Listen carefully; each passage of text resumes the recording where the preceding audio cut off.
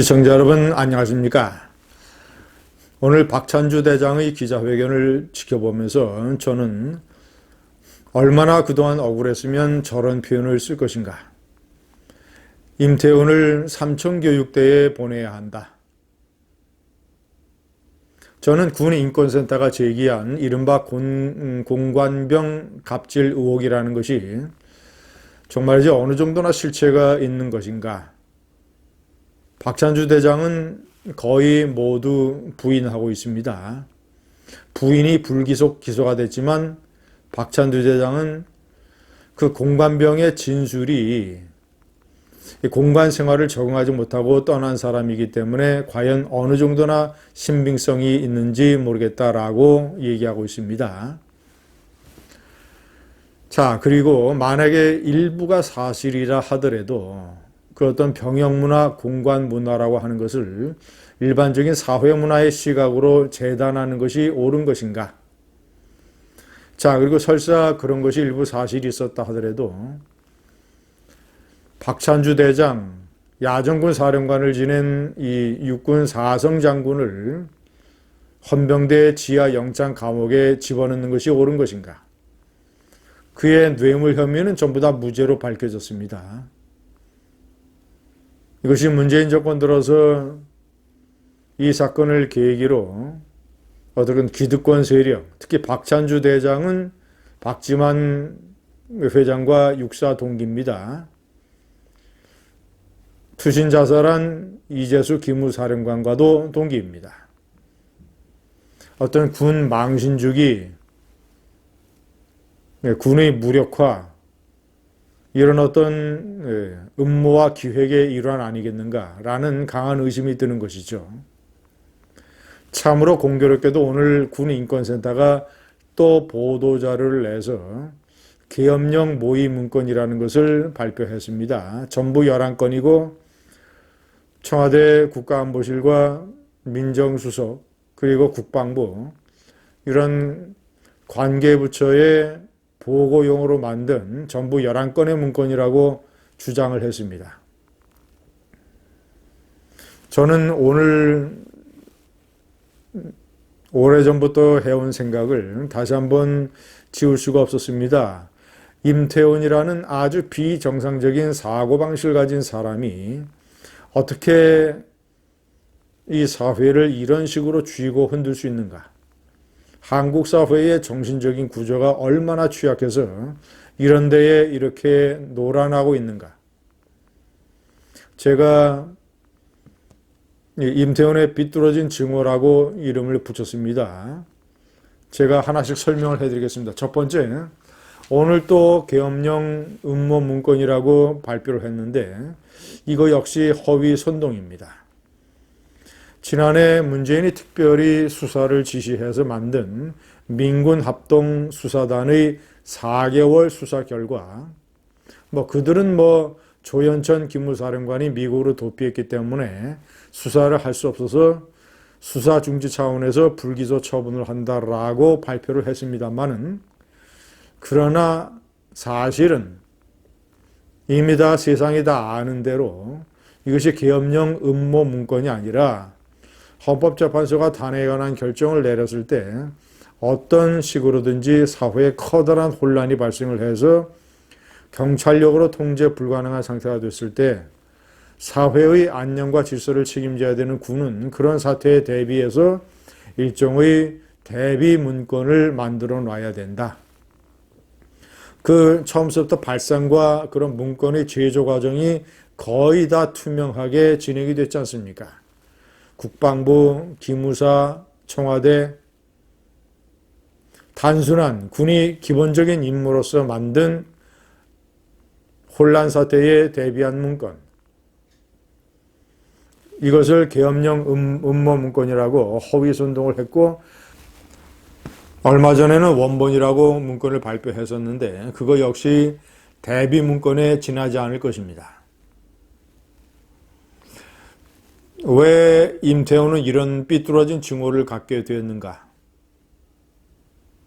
자, 임태훈은 자신이 동성애자임을 알게 됩니다. 그래서 그 유명한 친구 사이라고 하는 동성애자들의 모임, 소수 성애자 인권 옹호 모임,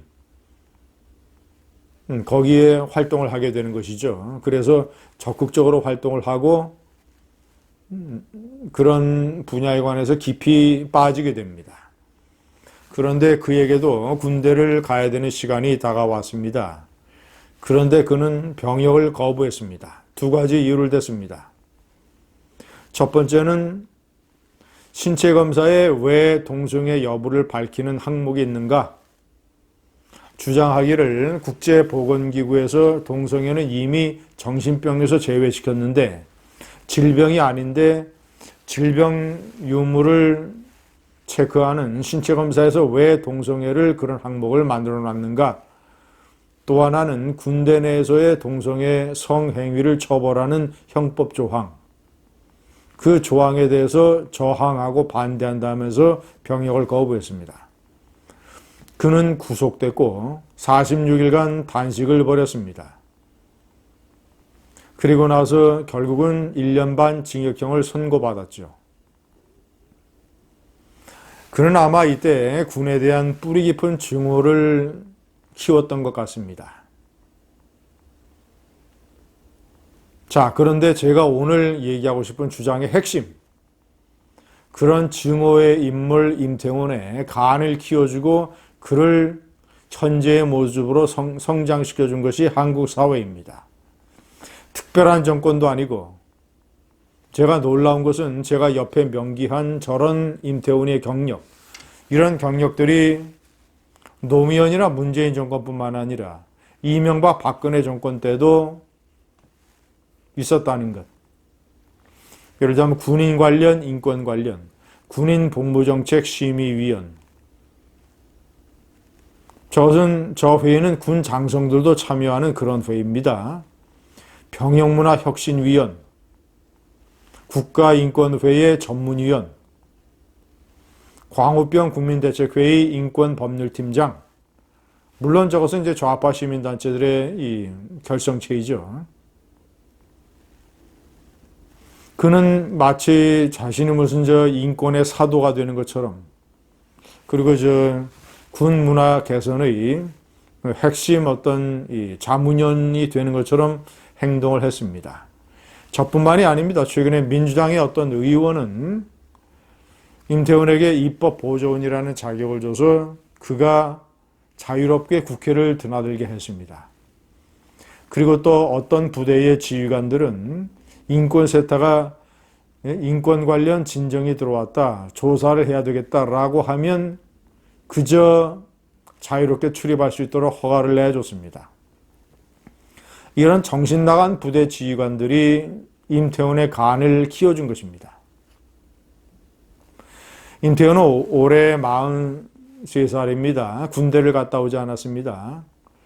군대를 갔다 오지 않냐고 자신의 동성애 때문에 자신이 엄청난 탄압을 받았다고 생각을 해서 군에 대해서 삐뚤어진 증오를 가지고 있는 임태훈. 그 임태훈의 입에서 나오는 온갖 주장과 또는 인권센터에서 쏟아내는 자료, 이런 것들을 요란하게 좌파 언론들이 보도를 하고 더불어민주당에서 맞장구를 쳐주고 정치적으로 이용을 하고 임태훈에게 이 나라, 이 사회, 이 세상이 휘둘리고 있습니다. 아무리 좌파 정권 들어서 정말이지 이 세상이 물구나무 선다 한들 세상이 이런 식으로까지 전개될 수 있는 것인가? 오늘 박찬주 대장과 또는 임태훈 군인권센터의 보도자를 보면서 이 어떤 양극의 일이 같이 동시에 터지는 이 모양새를 보면서 정말이지 개탄스러운 심정을 금할 수 없습니다. 임태훈은 앞으로 어디까지 갈 것인가? 윤지호라는 여성이 한바탕 사기를 치고 캐나다로 도피해서 저런 식으로 많은 국민의 분노를 샀습니다만은 임태훈은 이 활동, 임태훈은 한때 민주당의 비례대표 의원 신청까지 했었습니다. 앞으로 그가 정말이지 이 좌파 세력의 정치권에 가세를 할지도 모릅니다. 참으로 개탄스러운 세상이 아닐 수 없습니다. 감사합니다.